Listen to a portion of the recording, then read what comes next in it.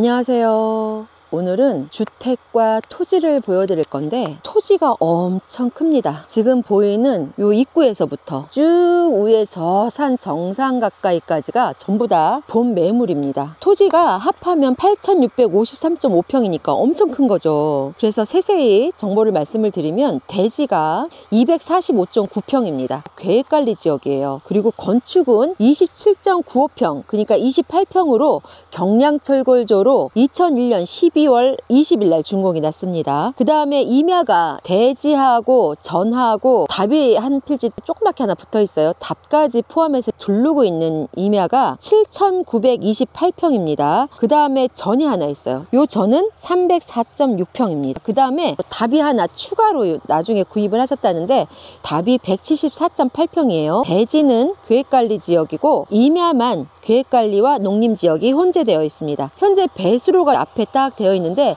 이 배수로를 통해서 길목을 딱 건너자마자부터 이 집의 토지라서 지금 양쪽으로 기둥을 세워가지고 쇠사슬도 이렇게 해놨죠. 차량 통행을 통제할 때는 이렇게도 하시는 모양입니다. 여기다 대문을 다셔도 될 것 같아요. 이렇게 해서 이 밭 끝으로 해서 쭉 올라가요. 직선으로. 그 다음에 저 정상 가까이 올라가서 내려오기 때문에 굉장히 커요. 뒷산 앞에 있는 토지들 전부 다 한 분이 가지고 계시는 매물입니다. 동네는 앞에 마을회관도 있고 여러 채의 주택도 있고 여기도 외집분들이 상당히 많이 들어와서 사는 동네고요. 시멘트 도로를 따라서 나가시면 2차선 도로가 있기 때문에 마을버스도 다니는 도로를 접하실 수가 있고 대중교통을 이용하실 수도 있습니다. 도로는 나쁜 편이 아니고요. 올라가는 시멘트 도로가 임야에 되어 있어서 대지까지 연결이 되어 있어요. 이쪽에 다 이분 거, 소나무 세워져 있는 요것도 이분 거고요. 그 다음에 이쪽에 텃밭이 되어 있는데 배추, 김장 할 거를 쭉 심어 놓으셨는데 다 경작을 못 하셨어요. 그래서 내가 먹을 만큼만 경작을 하셔도 되고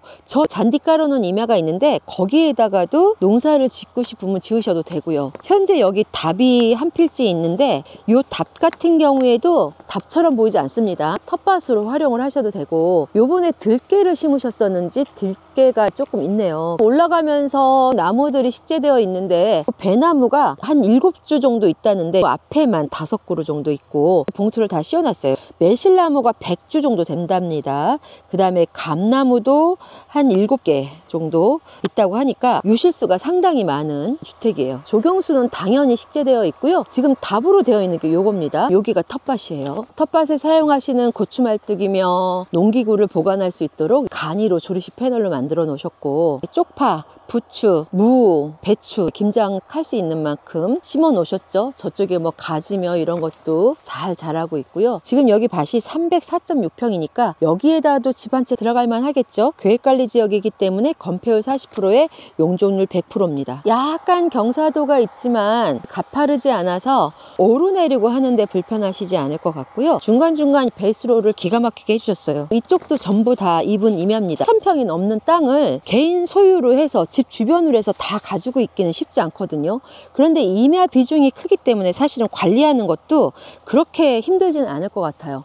전이 크면 농사를 일일이 짓거나 아니면 짓지 못할 때는 풀 관리할 때 굉장히 어려운데 여기는 임야 비중이 크기 때문에 그렇게 어렵지는 않을 것 같다는 생각은 드는데 이 임야에도 농사를 지으셔서 저쪽에도 텃밭으로 경작을 하셨던 흔적이 있습니다. 근데 경작의 의무는 없죠. 이쪽에 뭐 대추나무들도 있고요. 유실수도 여러 주 보이는 것 같고 이렇게 올라가면 여기에 저온조장고도 있습니다.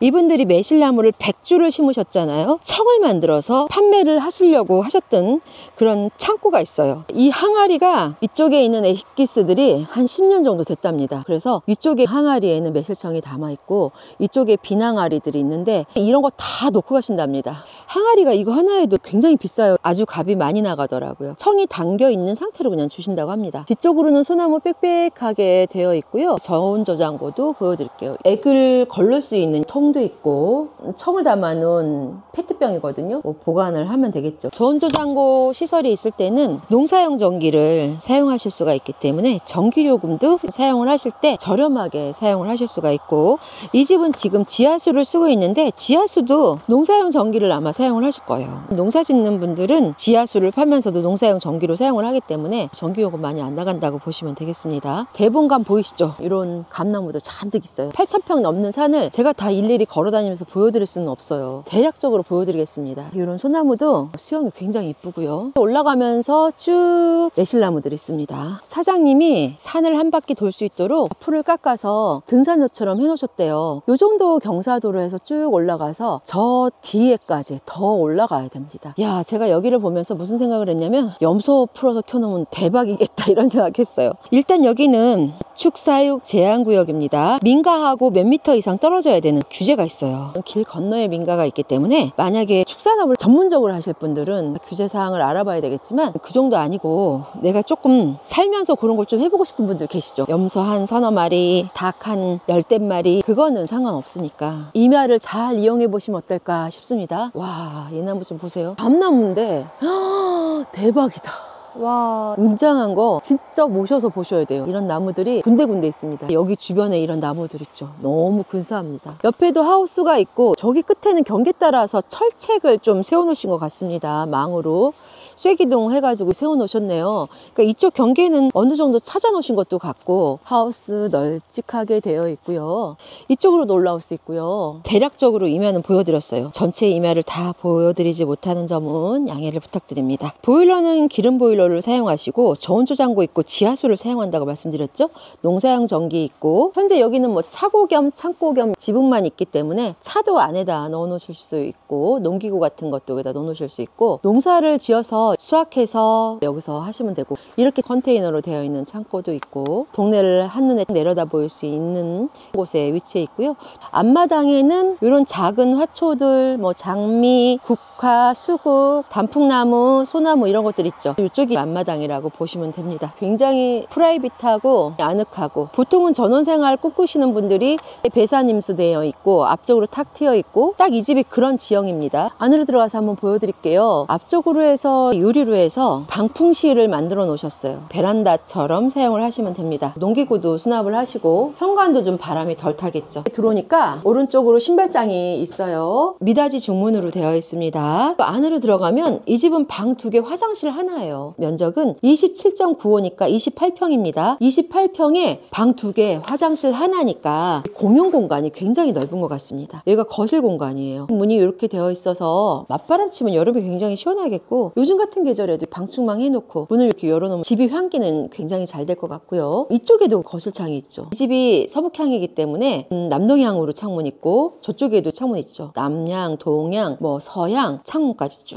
다 되어 있어서 집은 굉장히 환해요. 이쪽에는 이제 냉장고 3대를 넣어 놓으셨는데 여유 있죠. 소파를 놓으셨고 뭐 책상도 들어가 있고 4인 식탁 놓여져 있습니다. 여기에 이제 화목 보일러를 한동안 사용하셨었대요. 근데 강마루인지 강화마루인지 이런 것 같은데 요거는 새로 가시든지 아니면 싹 갈아내고 다시 칠을 하시든지 하면 될 것 같은데 아무래도 연식이 있으니까 바닥은 좀 하셔야 되겠죠. 그리고 기역자 싱크대 있고 텔레비전이 놔져 있습니다. 환기창 있고 싱크대도 좀 갈고 들어오시면 괜찮을 것 같긴 한데 사용하시는 데는 잘 사용하고 계시고요. 안쪽으로 해서 방이 하나, 그 옆으로 화장실, 그 옆으로 해서 안방, 요 주방의 옆에 있는 방부터 보여드릴게요. 이 방은 자녀분들 오셨을 때나 지인분들 오셨을 때 활용하시면 되는데 작지 않습니다. 침대 놓고 활용하셔도 될 것 같고요. 서양 창문이 되어 있다고 보시면 되겠습니다. 옆쪽으로 화장실인데요. 화장실이 굉장히 커요. 욕조가 있는 화장실이고 2001년에 지은 걸 생각해보면 컨디션 나쁘지 않습니다. 곰팡이 하나 없이 아주 깔끔하게 관리를 하고 계신 것 같고요. 뭐 욕조, 세면대, 변기 다 괜찮은데 변기는 최근에 교체하신 것 같기도 하네요. 사용하는 데는 전혀 지장 없는 욕실이라고 보시면 되겠습니다. 선풍기도 있고 창문도 되어 있어요. 그 옆으로 해서 안방이 있고요. 안방이 사이즈가 조금 더 큰 편이고요. 붙박이장 설치되어 있습니다. 안쪽에 침대 놓고도 여유 공간이 있어서 화장대 놓고 하실 수 있는 공간이 되고요. 에어컨 설치를 작년인가 하셨다고 했는데 다 놓고 가신대요. 저쪽에 에어컨 있죠. 이런 가구들 싹 다 놓고 가전제품도 김치냉장고며 저런 거 다 놓고 가신답니다. 뭐 세컨하우스로 쓰실 분들은 뭐 이런 살림이 필요하시겠지만 제가 봤을 때는 기능적인 기능은 하지만 좀 연식이 된 가구들이니까 필요한 거는 놓고 하시라고 하고 안 그러면 싹 치워달라 하시면 됩니다. 이 주택의 토지는 8,600